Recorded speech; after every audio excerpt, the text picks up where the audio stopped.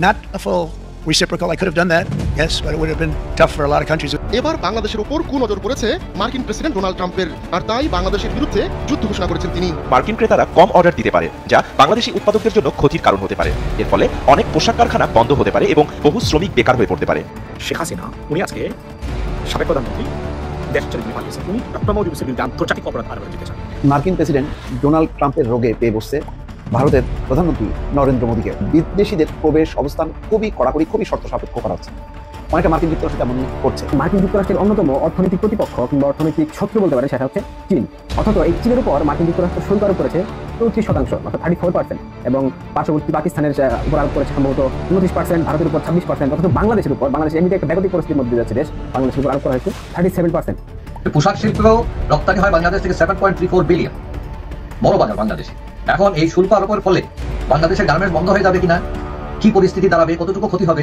নরেন্দ্র মোদীর সাথে সাক্ষাতের জন্য, একটা বৈঠকের জন্য কেন ইউনূস সরকার এতটা মরিয়া হয়ে উঠেছে? নানা বিতর্কের অবসান ঘটিয়ে শেষ পর্যন্ত নরেন্দ্র মোদী এবং ডক্টর মোহাম্মদ ইউনূসের বৈঠক হতে যাচ্ছে আগামীকাল বিকেলে। দেশের জনগণের ভাবনা এবং তার চিন্তা, আবেগ সমস্ত কিছু উপেক্ষা করে নরেন্দ্র মোদী চলেছেন বৈঠক।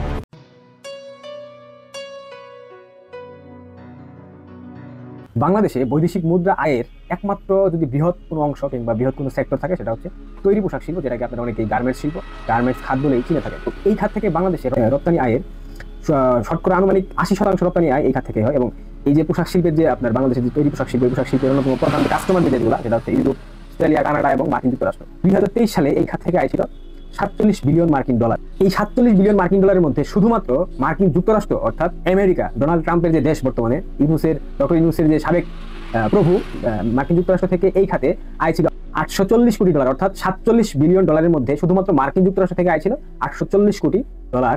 এখন এই মুহূর্তে বর্তমানে হঠাৎ করে গতকাল ডোনাল্ড ট্রাম্প, মার্কিন যুক্তরাষ্ট্রের নবনির্বাচিত প্রেসিডেন্ট, বাংলাদেশের যে তৈরি পোশাক বা বাংলাদেশি পণ্যের উপর 37% ভ্যাট বাড়িয়ে দিয়েছেন, শুল্ক আরোপ করেছেন। অর্থাৎ আগে এই শুল্কের পরিমাণ ছিল 15 থেকে 16%, যেটা এখন বেড়ে দাঁড়িয়েছে আপনার 37%।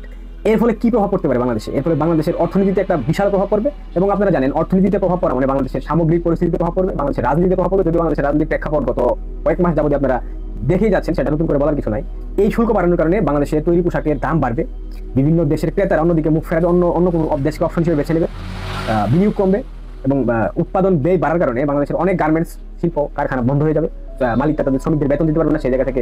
এবং দেশের সব থেকে বড় যে বিষয়টা হবে, দেশের যে 40 লক্ষ পোশাক শিল্পের সাথে সম্পৃক্ত শ্রমিক, এদের একটা বিরাট অংশ চাকরি হারাবে। চাকরি হারানোর ফলে তাদের মানবেতর জীবনযাপন করতে হবে। তথাপি এই যে 37% শুল্ক মার্কিন যুক্তরাষ্ট্রের নবনির্বাচিত প্রেসিডেন্ট ডোনাল্ড ট্রাম্প তিনি আরোপ করেছেন, এর ফলে বাংলাদেশের সামগ্রিক প্রেক্ষাপটের একটা অভূতপূর্ব পরিবর্তন আসবে। অর্থনীতি ধাক্কা খাবে। আমি আবার বললাম, দেশে যখন অর্থনৈতিক অবস্থা খারাপ হয়ে যাবে তখন এবং শ্রমিকরা নতুন করে চাকরি হারাবে, তখন আপনার আইন শৃঙ্খলা পরিস্থিতি আরো ব্যাপক অবনতি ঘটবে।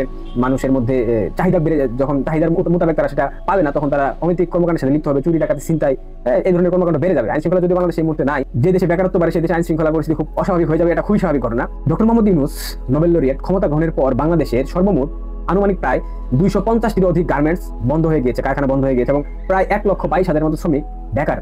এই যে বেকার একটা শ্রমিকের অংশ, 1,22,000 শ্রমিক বেকার, এবং এই মুহূর্তে শুল্ক আরোপের কারণে 37% শুল্ক আরোপের কারণে যদি আরো বিভিন্ন কলকারখানা বন্ধ হয়ে যায়, সেখানে আরো অনেকগুলো শ্রমিক বেকার হয়ে যাবে। তো এই যে বেকারত্ব বাড়ানোর একটা প্রতিযোগিতা, এটা কি চেয়েছিল ডক্টর মোহাম্মদ ইউনূস সরকার?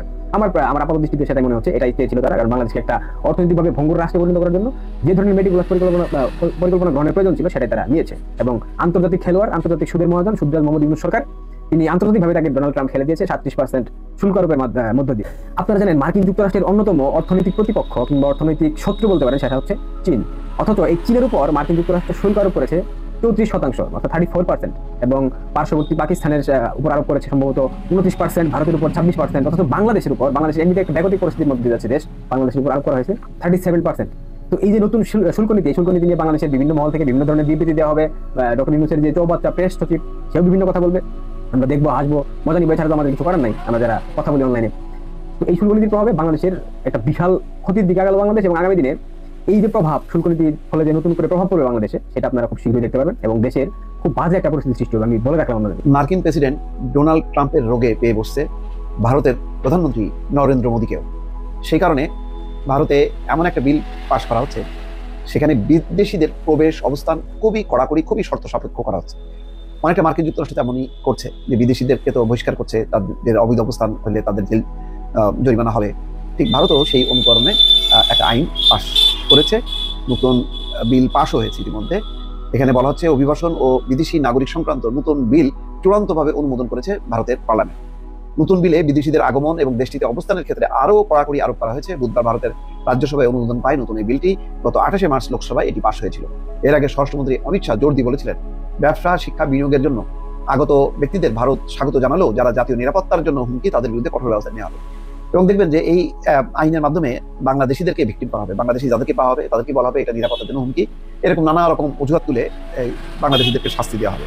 নতুন বিলটি পাশের সময় লোকসভায় অমিত শাহ বলছেন যে বিলটি জাতীয় নিরাপত্তা বৃদ্ধির পাশাপাশি অর্থনীতিকে চাঙ্গা করতে এবং শিক্ষায় ভারতের বৈশ্বিক অবস্থানকেও উন্নীত করার জন্য অত্যন্ত গুরুত্বপূর্ণ। এটি বিশ্ববিদ্যালয়গুলোকে আন্তর্জাতিক স্বীকৃতি অর্জনে এবং উৎপাদন এবং বাণিজ্য খাত শক্তিশালী করতে সহায়তা করবে বলেও উল্লেখ করেছিল। আসলে ভারতের প্রবেশটা একেবারে অবরুদ্ধ করে দিচ্ছে। এটা পরে ফলাফল বুঝবে। এখন ভারত তো আর আমেরিকা হয়ে যায়নি, ফলে বিদেশিরা যদি আসা বন্ধ করে ভারতেরই ক্ষতি। ইতিমধ্যে দেখছেন না, কলকাতার ক্লিনিক এবং বাজারগুলোতে লাল বাতি জ্বলছে, কেননা বাংলাদেশি তার সেখানে এখন যেতে পারছে না ভিসা না দেওয়ার কারণে। ওই একই অবস্থা হবে সারা ভারত জুড়ে। দেশটির স্বরাষ্ট্রমন্ত্রী জানিয়েছিলেন, আইনটির লক্ষ্য ভারতে আসা প্রতিটি বিদেশির দেশটির কাছে আপ টু ডেট তথ্য নিশ্চিত করা। তার মতে অভিবাসন একটি বিচ্ছিন্ন বিষয় নয়, এটি সরাসরি অন্যান্য বিভিন্ন বিষয়ের সঙ্গে যুক্ত। এই বিলটি যারা ভারতে যায় তাদের নিবিড় পর্যবেক্ষণ নিশ্চিত করবে, সব বিদেশিরা এক ধরনের অপরাধী, তাদেরকে পর্যবেক্ষণ করা হবে। বিলে উল্লেখ করা হয়েছে জাতীয় নিরাপত্তার সার্বভৌমত্ব বা জাতির অখণ্ডতার জন্য হুমকিস্বরূপ যে কোনো বিদেশিকে দেশে প্রবেশ বা অবস্থানের অনুমতি দেওয়া হবে না। একই সঙ্গে বিদেশিদের আগমনের পর নিবন্ধন বাধ্যতামূলক করার পাশাপাশি তাদের চলাচল, নাম পরিবর্তন ছাড়াও সীমাবদ্ধ এলাকায় যাতায়াত সীমাবদ্ধ করা হচ্ছে। এছাড়া শিক্ষা প্রতিষ্ঠান, হাসপাতাল, নার্সিং হোমগুলোকে অভিবাসন কর্তৃপক্ষের কাছে বিদেশি নাগরিকদের রিপোর্ট করার নির্দেশ দেওয়া হয়েছে। বিল অনুযায়ী আইন লঙ্ঘন করলে কঠোর শাস্তির বিধান আছে। বৈধ পাসপোর্ট বা ভিসা ছাড়া ভারতে প্রবেশ করলে 5 বছর কারাদণ্ড, 5 লাখ টাকা জরিমানা হতে পারে। ভারতে প্রবেশে জাল নথি ব্যবহার করলে 2 থেকে 7 বছরের জেল এবং জরিমানা 1 থেকে 10 লাখ টাকা পর্যন্ত হতে পারে। ভিসার শর্ত লঙ্ঘন করলে দেশটিতে অতিরিক্ত সময় অবস্থান লঙ্ঘন করে ভিসার শর্ত লঙ্ঘন করে দেশে অতিরিক্ত সময় অবস্থান করলে বা সীমাবদ্ধ এলাকায় অনুপ্রবেশ করলে 3 বছরের কারাদণ্ড বা 3 লাখ টাকা পর্যন্ত জরিমানা হতে পারে। সীমাবদ্ধ এলাকা তার কিছু কিছু এলাকা নিষিদ্ধ করা হবে যে সেখানে যাওয়া যাবে না। বৈধ কাগজপত্র ছাড়া বিদেশিদের বহনকারী পরিবহন বাহকদেরও দায়ী করা হবে, তাদের 5 লাখ টাকা পর্যন্ত জরিমানা করা হবে। যাক, এই সমস্ত ভারতে বাংলাদেশিরা নিতান্ত ব্যবসা বাণিজ্য এবং পড়াশোনা এসব কিছু কিছু খাতে যায়, ট্যুরিজমের জন্য যায়। এখন এই জায়গাটা আস্তে আস্তে চীনমুখী হবে, থাইল্যান্ডমুখী হবে। এতে ভারতের ক্ষতি হবে। ভারত যদি এখন মনে করে যে এইসব আইন করে বাংলাদেশকে সাইজ করবে বা একেবারে ভারত রাতারাতি মার্কিন যুক্তরাষ্ট্রের সমপর্যায়ে পৌঁছে গেছে, এর খেসারত তাদেরকে দিতে হবে। আওয়ামী লীগ ভারতের দাসত্ব করেছে, চরম সত্য কথা। কিন্তু প্রশ্ন হচ্ছে, দাসত্বের বাইরে কি অন্য কোনো নির্বাচিত সরকার বা তত্ত্বাবধায়ক কিংবা অন্তর্বর্তী সরকার কেউ যেতে পেরেছে? এমনকি বর্তমান যে অন্তর্বর্তী সরকার, তাদের কথাও যদি বলি, নইলে নরেন্দ্র মোদীর সাথে সাক্ষাতের জন্য একটা বৈঠকের জন্য কেন ইউনূস সরকার এতটা মরিয়া হয়ে উঠেছে? অথবা কথাটা যদি একটু অন্যভাবে বলি, দেশের স্বার্থের কথা কেউ চিন্তা করে না, যে যার এজেন্ডা বাস্তবায়নের জন্য, তাদের লক্ষ্যে যাওয়ার জন্য আমাদের পররাষ্ট্রনীতি আজ পর্যন্ত কেউ একটি স্থির লক্ষ্যের উপরে কিংবা একটা নির্দিষ্ট আদর্শের উপরে দাঁড় করাতে পারেনি। নরেন্দ্র মোদীর সঙ্গে বিমস্টেক সম্মেলনে ডক্টর মোহাম্মদ ইউনূসের বৈঠক হতে পারে এমন একটা আশায় বুক বেঁধে আছে এখনও ডক্টর ইউনূস সরকারের কর্মকর্তারা। যেই বিমস্টেক সম্মেলন শুরু হচ্ছে একদিন পর থেকেই, 4 এপ্রিল থেকে 3 এপ্রিল পর্যন্ত ভারতের পক্ষ থেকে কোনো ধরনের কোনো ইঙ্গিত মেলেনি যে এই সম্মেলনের সাইডলাইনে 2 দেশের সরকার প্রধানের মধ্যে কোনো ধরনের কোনো বৈঠক হতে পারে। এমনকি নরেন্দ্র মোদী বৃহস্পতিবার সকালে তিনি তার এক্স হ্যান্ডেলে যে টুইট দিয়েছেন, সেই টুইটে তিনি তার সফরসূচি সম্পর্কে যা জানিয়েছেন তার মধ্যেও ডক্টর মোহাম্মদ ইউনূসের সঙ্গে বৈঠকের কোনো ধরনের কোনো ইনফরমেশন তিনি দেননি, অথবা এটি নেই বিধায় তিনি তা তোলেননি। এবং ভারতের পররাষ্ট্র মন্ত্রণালয়ের থেকে যে সফরসূচি পাওয়া যাচ্ছে নরেন্দ্র মোদীর, সেখানেও ডক্টর মোহাম্মদ ইউনূসের সঙ্গে বৈঠকের কোনো তথ্য সেখানে আসেনি। তার মানে বৈঠকটি হচ্ছে না। তারপরেও অন্তর্বর্তী সরকারের পক্ষ থেকে বারবার বলা হচ্ছে, আশাবাদ ব্যক্ত করা হচ্ছে যে একটা সম্ভাবনা আছে বৈঠকের, আমরা এখনই তা উড়িয়ে দিতে পারছি না। এতটাই ব্যাকুল হয়ে আছে। কেন এতটা ব্যাকুল হয়ে আছে? মঙ্গলবার প্রধান উপদেষ্টা প্রেস উইং আয়োজিত একটি সংবাদ সম্মেলনে রোহিঙ্গা সমস্যা বিষয়ক প্রধান উপদেষ্টার হাই রিপ্রেজেন্টেটিভ খলিলুর রহমান যে কথাগুলো বলেছেন আপনারা নিশ্চয়ই শুনেছেন। তিনি বলছেন যে এখনো পর্যন্ত যথেষ্ট সম্ভাবনা রয়েছে এই বৈঠকের। বিমস্টেকের পরবর্তী সভাপতি যেহেতু বাংলাদেশ বা ডক্টর মোহাম্মদ ইউনূস যদি থাকে, তার মেয়াদ দীর্ঘ হয়, সেই হিসেবে সদস্য রাষ্ট্রগুলোর প্রধানরা প্রধান উপদেষ্টার সঙ্গে দেখা করবেন। যেহেতু পরবর্তী সভাপতি বাংলাদেশ, সেই আলোকে যদি প্রধান উপদেষ্টার সঙ্গে ডক্টর মোহাম্মদ ইউনূসের বৈঠক হয়ে থাকে, আসলে এগুলো কোনো বৈঠক হবে না, একটি হ্যান্ডশেক হবে, ফটো সেশন হবে, এর বাইরে কিছু নয়। খলিলুর রহমান বলছেন, আমরা ভারতের সঙ্গে এই বৈঠক আয়োজনের জন্য অনুরোধ করছি এই বৈঠক নিয়ে আমাদের আশাবাদী হওয়ার যথেষ্ট কারণ আছে, এবং বৈঠক হওয়ার জন্য তো আমরা জানি গত সেপ্টেম্বর থেকে কি প্রাণান্তকর চেষ্টা সরকারের পক্ষ থেকে, যাদের সঙ্গে যে সাধারণ অধিবেশন ছিল সেখানে যে বিশ্ব নেতারা গিয়েছিলেন, সেখানেও একটি সাইডলাইন বৈঠকের আয়োজনের জন্য বাংলাদেশ সরকারের পক্ষ থেকে আবেদন জানানো হয়েছিল ভারতের পররাষ্ট্র মন্ত্রণালয়ে, কিন্তু আমাদের প্রধান উপদেষ্টা সেখানে পৌঁছানোর আগেই নরেন্দ্র মোদী সেখান থেকে ব্যাক করে চলে আসেন, অর্থাৎ তখন হয়নি। ইভেন যখন চীনে গেলেন, চীনে যাওয়ার আগেও ভারতের মন রক্ষার জন্য আগে ভারত যেতে চেয়েছিলেন ডক্টর মোহাম্মদ ইউনূস। এই কথা তার প্রেস সচিব মিস্টার শফিকুল আলম নিজে জানিয়েছেন যা হিন্দুর সঙ্গে সাক্ষাৎকারে। আবার বিমস্টেক সম্মেলন কেন্দ্র করে একটা বৈঠক আয়োজনের যে করজোরে আবেদন, আমরা কথা বলতে বাধ্য হচ্ছি, তাতেও কোনো সাড়া দিচ্ছে না ভারত। এতে আমরা খুশি হব? খুশি হওয়ার নিশ্চয়ই কোনো কারণ নেই। এতে আমাদের ইগোতে লাগারই কথা। কেউ বলবেন যে ডক্টর মোহাম্মদ ইউনূস ভারতকে এক হাত দেখে দিচ্ছেন, তিনি বুড়ো আঙুল দেখাচ্ছেন, ভারতকে কিছু যায় আসলে ভারত না থাকলে, এইসব বালখিল্যতা, এইসব অপরিণামদর্শিতার পরিচয়, এইসব বক্তব্য, এগুলো বলে কোনো লাভ নেই। ভারতকে আমাদের প্রয়োজন, ভারতের আমাদের প্রয়োজন কোনো কোনো ক্ষেত্রে, কিন্তু আমাদের যতটুকু প্রয়োজন নিশ্চয়ই সেই পরিমাণ প্রয়োজন ভারতের বাংলাদেশের দরকার নেই। ভারতের জন্য বাংলাদেশ যেটি দুশ্চিন্তা কারণ, শুধুমাত্র উগ্রবাদ, জঙ্গিবাদ কিংবা ভারতের নিরাপত্তা বিঘ্নিত করার জন্য, তাদের বিচ্ছিন্নবাদী যদি বাংলাদেশের ভূখণ্ড ব্যবহার করে কোনো ধরনের কোনো কার্যক্রম চালায়। এখন বিষয় হচ্ছে যে বিমস্টেকের সভাপতি যে বাংলাদেশ হচ্ছে, এটিও সরকারের পক্ষ থেকে এক ধরনের প্রচারণা আমরা দেখতে পাচ্ছি, একটা সূক্ষ্ম প্রচারণা, যে ডক্টর মোহাম্মদ ইউনূস বেশ অনার্ড হয়েছেন যে পরবর্তী 2 বছরের জন্য 2025 থেকে 2026 থেকে ডক্টর মোহাম্মদ ইউনূস বা বাংলাদেশ সভাপতি দায়িত্ব পালন করতে যাচ্ছে। এটা কান্ট্রি ওয়াইজ হয়, এটা ব্যক্তিগত জায়গা থেকে নয়। সার্ককে যেমন এক বছর এক রাষ্ট্র তারা সভাপতি বা চেয়ারম্যানের দায়িত্ব পালন করে, ঠিক বিমস্টেকেও তাই। যে 7টি দেশ রয়েছে বিমস্টেকের সদস্য বঙ্গোপসাগর কেন্দ্রিক, সেই জায়গা থেকে এক রাষ্ট্র এক বছর সভাপতি নির্বাচিত হয়।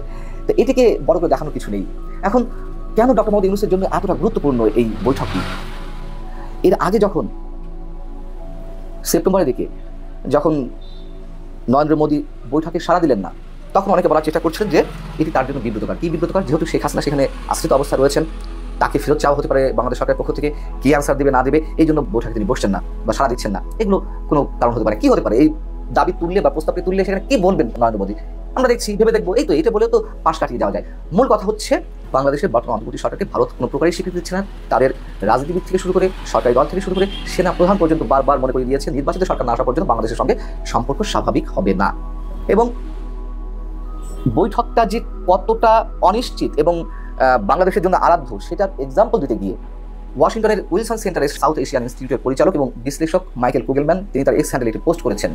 সেই পোস্টটিতে তিনি বলছেন যে যদি মোদির সঙ্গে ইউনূসের বৈঠক হয়, সেক্ষেত্রে সেটি হবে ভারত বাংলাদেশের জন্য বিরাট একটি কূটনৈতিক বিজয়। এবং এদিক থেকেও এটি গুরুত্বপূর্ণ হবে, যেখানে ডক্টর মোহাম্মদ ইউনূস ভারত সম্পর্কে বিভিন্ন ধরনের আপত্তিকর মন্তব্য করছেন এবং চীন সফরে গিয়ে শি জিনপিং এর সামনে ভারতের 7 রাজনীতি যে মন্তব্য করে এলেন, এই ধরনের মন্তব্যের পরেও মোদী যদি সাড়া দিয়ে থাকে, কোনো ধরনের বৈঠক করে থাকেন, সেটি অন্তর্বর্তী সরকারের জন্য একটা চরম বিজয়।